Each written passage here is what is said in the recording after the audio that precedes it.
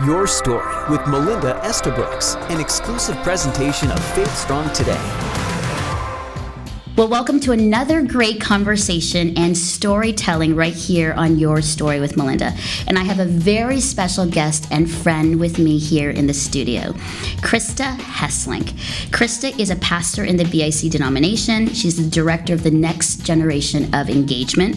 She's a wonderful, powerful speaker, an advocate for the most vulnerable, a mentor, and just recently, she is the author of Life's Great Dare, Risking It All for the Abundant Life. And you're guaranteed that after you hear our conversation, you're going to risk it all.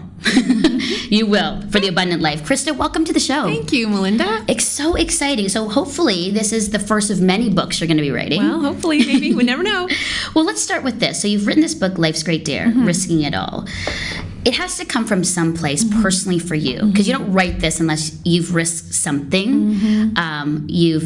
You've dared in some way. Let's start from the beginning, hear about you and your story, and then find out a little bit later in our conversation where God is leading you and what you're doing now. So let's start from the beginning. Okay. Well, I was born in Kitchener. Essentially, the book was birthed out of a really painful season in my life in my mid-20s. And I'm not in my mid-20s anymore. So it's been quite a while. Not. I'm not. This has been quite a while. Yeah. I grew up in a really sort of idyllic childhood. My parents loved me, have a brother loves me, and went to school and had a really great experience. And so when I hit my mid-20s, I was in my prime.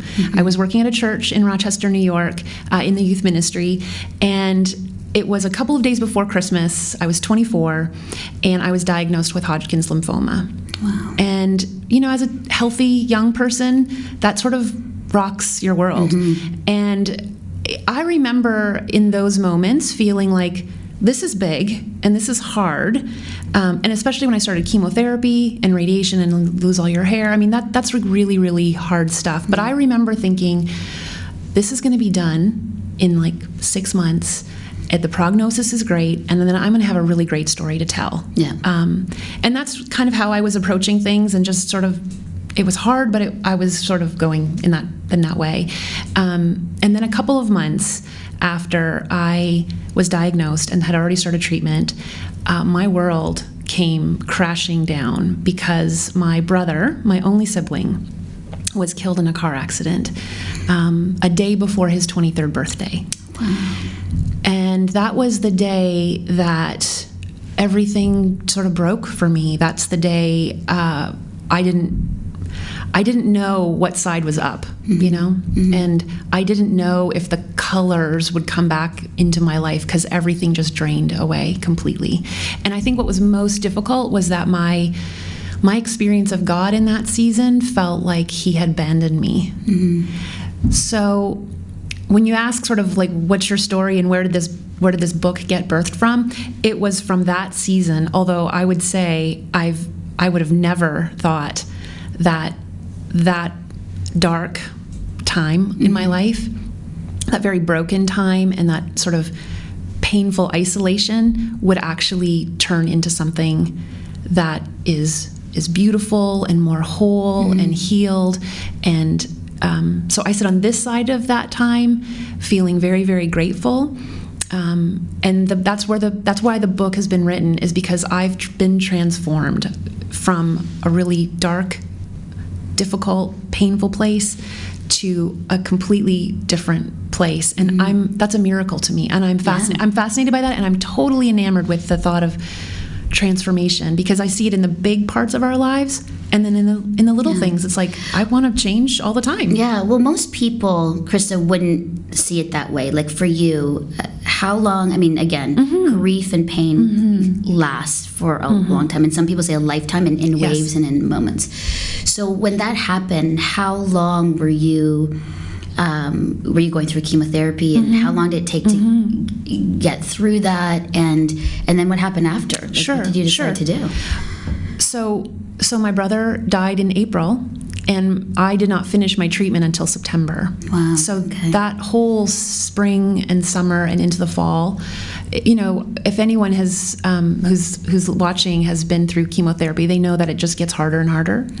Your body gets weaker and weaker.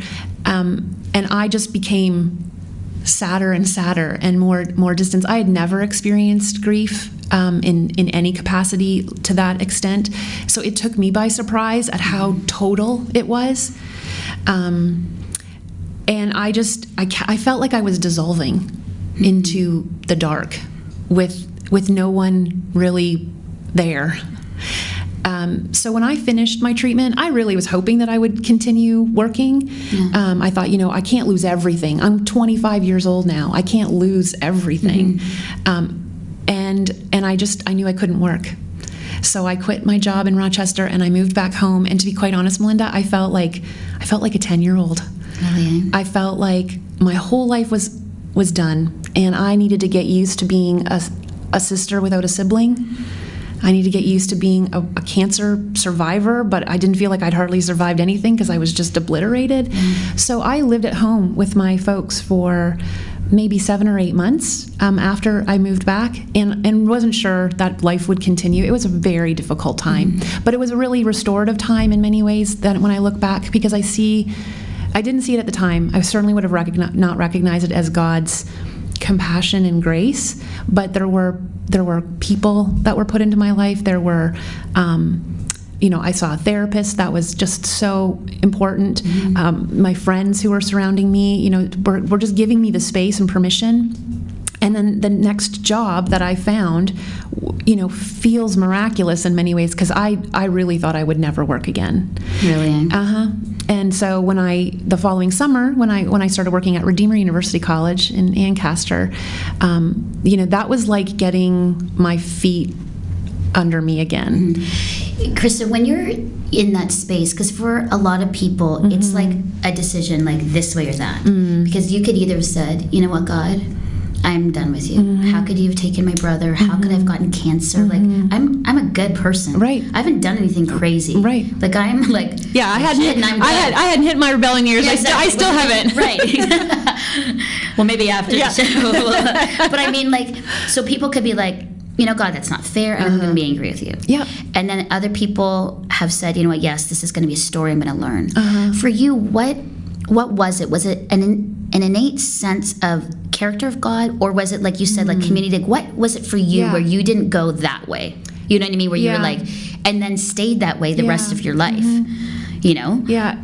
I sometimes ask myself that question, and I wish I had like a really specific answer, because I think if we all had like the silver bullet answer, then it would be great. I don't want to cheapen it up by just saying it's grace in my life, because I think anyone who's hearing that who would say I haven't experienced that, they're asking, well, where's grace for me? I don't think that's fair. What I would say is that I actually did walk away from God, but what it was I was walking away from my understanding of who God was in times of pain. Now that felt like I was walking away, and it felt like God had walked away, but really what was happening was I was learning through very difficult circumstances that God actually never leaves, but it's okay that we have to abandon some of our ideas about him. And so the idea that I had to abandon, I guess you could say, was that I thought, based on, I think things I'd heard, things I'd been raised in the church, that the presence of pain must mean the absence of God. And the absence of pain means that you have comfort and joy and peace. So people would be saying, I'm praying for the deep peace of God in your life, or I hope that you experience comfort and compassion in ways that you haven't. And I was like, I don't experience any of that. Like, I'm only breathing. That's the only thing I can say is happening in my life right now. And so it felt like a slap in the face, and it felt like this idea of Jesus weeping alongside me was not true, because there was no consolation. I was so devastated by my life. So I was deconstructing my idea of who God was, and it felt like abandonment. But I always was asking God, like, in sort of sometimes fits of anger and fits of sadness and fits of like just confusion, just I don't need you to take the sadness away. I just want you to show up. Yeah, so even in that, I think there was this underlying belief that there was someone bigger than me that I needed. But it was this years worth of really trying to understand God in a way that fit with my experience. Yeah. It's like my experience forced me to abandon some of my maybe naive, immature ideas of God and develop a more thorough, robust, sensitive and sensible understanding of who God is, which means now I do see that God is always in the process of pulling us out of that pit. But it doesn't mean that the pit isn't really, really bad and really, really hard.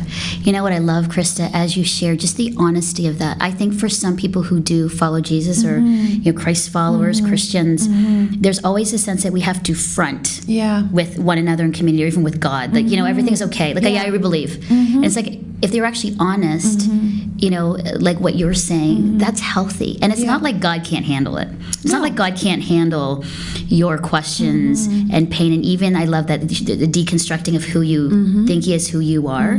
That's really healthy. I think it's a really healthy way to look at pain and grief. And even just when people have said, where is God? I don't sense Him. I don't feel Him. I don't get when people say, oh, the presence of the Lord is in this place. What does that mean? I don't know what that is.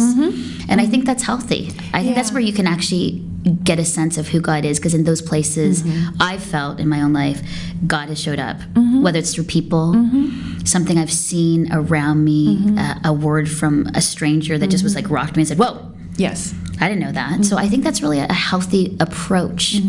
Well, and it's always in the looking back. So when you say, like, what was it, where was the fork in the road where you chose to, it's like, in the moment, I have no idea. Yeah. When I look back, I can see this slow, miraculous, beautiful unfolding of being transformed through very, very difficult circumstances. And some of the things I've been learning and thinking about as I was writing the book was, in order for something to be reborn, something must die. So in many ways, this rebirth of myself as a flourishing individual, but my rebirth of who God is, it came out of a place of death. That idea of who God was had to die in some ways. And but anytime you get brought to a place of death, of a death of a dream, death of a family member, whatever it happens to be, death of your hopes, that experience of death, to surrender into that is a very, very vulnerable place. Yeah. So there was many years of just feeling that fragility and that vulnerability, and so of course I still am coping with the loss of my brother, and there's good ways of trying to process my grief that I've learned over time, that if you want to live well, you need to mourn well.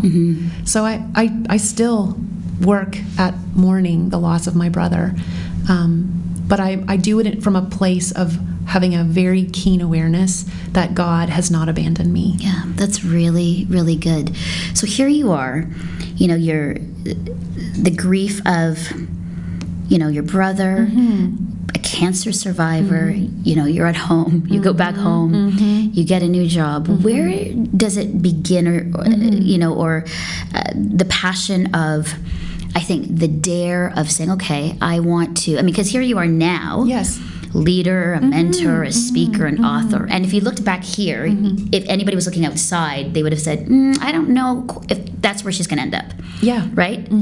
The way things are going, I don't know. Yeah. How did that happen? What was sort of the process and sort of thread to get where you're at? Really like a woman in leadership, empowering and mentoring young people, and writing a book on life's great dare and risking it all for the abundant life, when many people would be like, I don't know, I didn't see abundance then. Yes. And that's what you're talking about, right? Yeah. Well, I wish there was like one specific, and this is what happened, and then it was the one gold nugget, here you go. Right, and it all just unfolded, Right. So do that. No, it wasn't like that. I would say what is very interesting about my experiences when I reflect back, in the book I say this, I give this example of, or the story of when I had a dream that I really felt like God sort of gave to me. Which I don't have happen very often, but when they do, it's like it's significant. Yeah. And essentially, the dream was that I was a pine tree cut right down. And so there was nothing above ground. But I knew that there was this root system intact. And then out of this pine tree that had been cut down, a leafy tree grew. So something completely new grew, but it was growing out of that same root system. So when you ask about leader, mentor, when I think about being, pre-cancer, my brother passing away, so in my late teens and early 20s, I was doing leadership. I was identified as a leader. I was mentoring young people because I was a youth pastor. So God has a way of preserving the gifts and the things that make you. But he takes everything, all the good and all the hard stuff, and is working and redeeming. So I would say that's part of it. How did I get to be where I am? Well, I've kind of always been in some ways like this. Yeah. Again, I think there's when I think about the great dare of life, which I think is surrendering to God's transformation in our lives. I know for me, I've always been one of those people, probably a little anal and annoying at times, but it's like I want to be intentional about being the better version of myself. I want to grow into what God has for me, and I'm becoming more aware of the adventure of this life that he has us on. Yeah. So I want to learn how to live into that adventure, but I'm discovering that in order to do that, in order to live into this abundance that he has for us, abundance being more love, more joy, more peace, more wholeness, I have to surrender and be vulnerable for him to transform those places that are getting in the way of having this abundance. Yeah. And so I feel like over the last maybe 10 years, I've been learning that pattern of, if I want to have the best life, the most abundant life that God has for me, I have to be willing to be transformed. I have to be willing to, and God isn't transforming me because he needs me to be more perfect so that he can love me more. And I think I always thought that. It's like God is in the business. I did. I think like God always is in the business of transformation to make me more like his son. Yeah. Because then he can love me more. Like I'll be more perfect, so he can love me more. So we're not separated. Right. By all that junk. It's the closing of that gap. I think a lot of people believe that, though. Well, I think so too, and I was certainly one. So the closing of the gap is more for God's sake than it is for mine. But what I've discovered and what I'm discovering is, what if God is transforming me so that I can experience his love more perfectly? Because he can't love me That's anymore. A totally different perspective. So he can't love me any more than he does right now. So why is he transforming me? He's transforming me because he loves me and he loves you, and he wants us to experience his love more perfectly. His peace more perfectly. That's amazing. Right? So it's like, oh, then I'll sign up for transformation. Yeah. I'll sign up to do that work. Yeah, whereas when you say transformation, people are like, oh. Right? Oh, and like it's almost like when you say that, people like it's just like burden. Yes. And it's hard. And people are like, oh, I don't, it's going to be a lot of work. But I think when you link to transformation means, right? It means like, oh, I can then understand and know God's love better, perfectly and better. It's like, well, that's a great motivation. Yes. But we've never taught that. That's right. No one's ever really shared that perspective. It has always been, we are so sinful, we are separated. Right. And that's why he's doing it, so that he can move to me. Right. And that's good. And the gap does close, obviously, but in the sense of when I am more healed from those broken places in me, which is what transformation is about, healing the broken places, right? Redeeming and restoring. When those things are healed, then the capacity for me to experience more love for myself, more love for God, more love for others, and more love for his creation, that's the end game. That's this message of reconciliation that we hear about in Scripture. So when I wrote the book, it's based on that. It's like I've experienced transformation in a very profound way in my life, from like face down in the death zone to freedom and flourishing. But I also want transformation in the minutia of my life. And as a pastor, I've sat across from people all the time, which is basically saying, I want this, I'm this place right now, and I want to be in this place right now. And where's God in the middle? It's like, that's the question of transformation. So the book around, why did I call it Life's Great Dare? It's because risking it all for the abundant life feels like a dare. Absolutely. It feels like you want to throw up in your mouth a little bit. Yeah. Right? It's like you're on the edge, and you're being invited to surrender the things that you hold on to control of, the things that are getting in the way. And that feels vulnerable to the point where you feel like you're kind of dying. Yeah. Right? And you kind of feel sick and you get a little anxious, and you're like, but knowing that, what you're saying, it's like, but it's worth it. Yeah, because it leads to rebirth, and rebirth always leads to freedom, and freedom always leads to love. Beautiful. You have a ton of stories in the book. Out of all of those, what would you say was the most riskiest, or the one that like had your heart just like out of all those? Because there's a lot of things you've done, a lot of adventures, a lot of like, great moments. Yes. But what would you say is that one? Well, the one that gets my heart pumping the most is probably the story of bungee jumping in South Africa. That makes me like, Yeah. So that's that feeling of, I use the word exhilaration because exhilaration, if you look up the definition, is both exciting and terrifying. Yeah. It's like this combination. The emotions are like this. So you're right. So for me, there was this like aliveness and freedom. I mean, you're free falling. So it's the epitome of freedom, but it's terrifying. Yeah. It's you're losing control. And there's this deep sort of scream of vulnerability coursing through your body. And so that to me is the one that comes to mind. I do think the other sort of adventure, or the other story that I share a little bit of, I didn't go into great deal in the book, is my my solo walk across Spain on the Camino de Santiago. And just the day in, day out nature of 800 kilometers, 1 kilometer, 1 step at a time. It's not as exhilarating as a bungee jump, but it takes the same intentionality and fortitude and just this keep going nature. And that is transformation. It's like there are things that we desperately crave to be transformed in our life, and it won't happen on this side.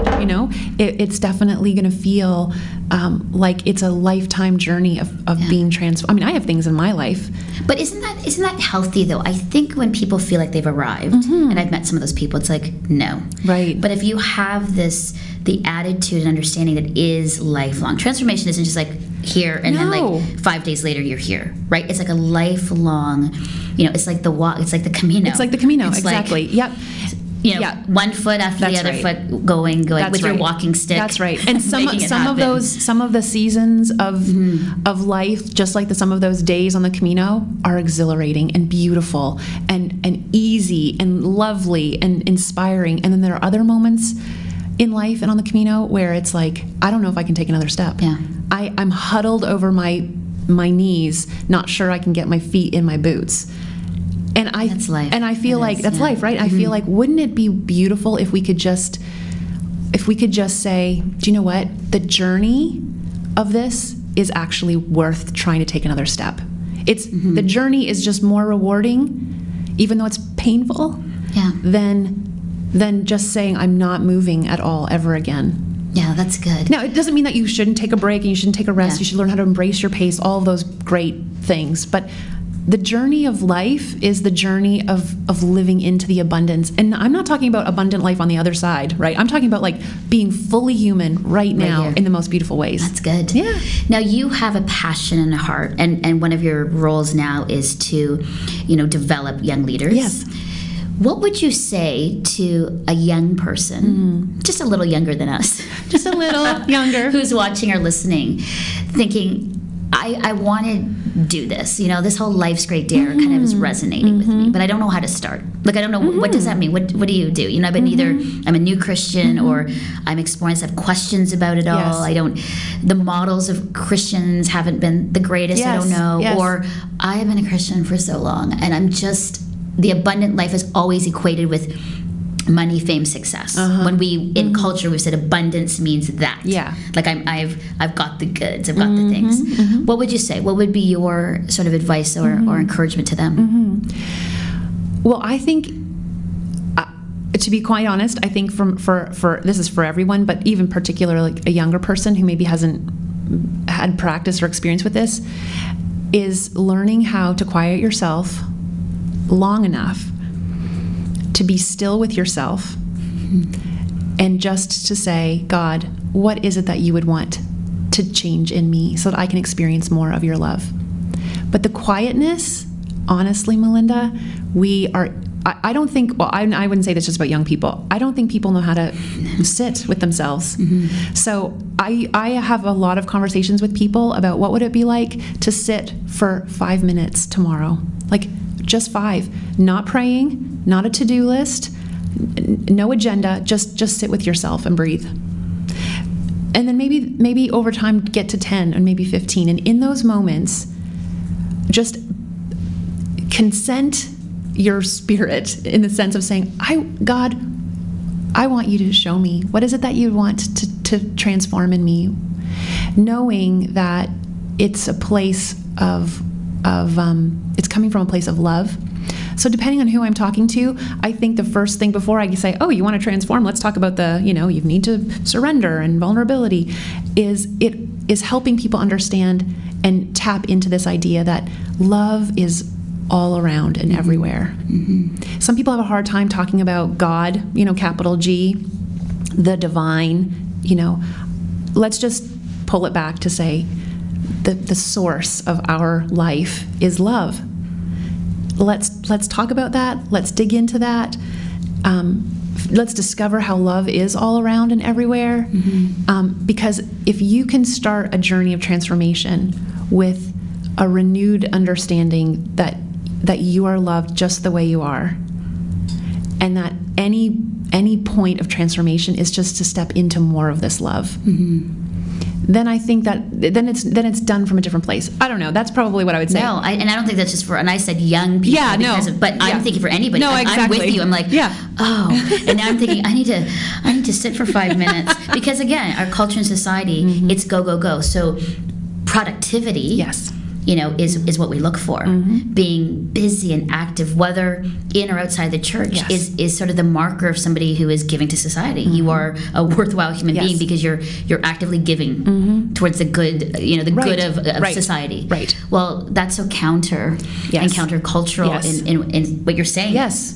Because to sit and so I feel like then what ends up my experience has been, and I definitely don't do this perfectly all the time. There's seasons where I'm a little bit better at being more still, but then any productivity is coming out of a very centered place, and your motivation to be productive comes out of a place of feeling loved and wanting to share love. Like love, I just believe that love always leads to more love. Yeah.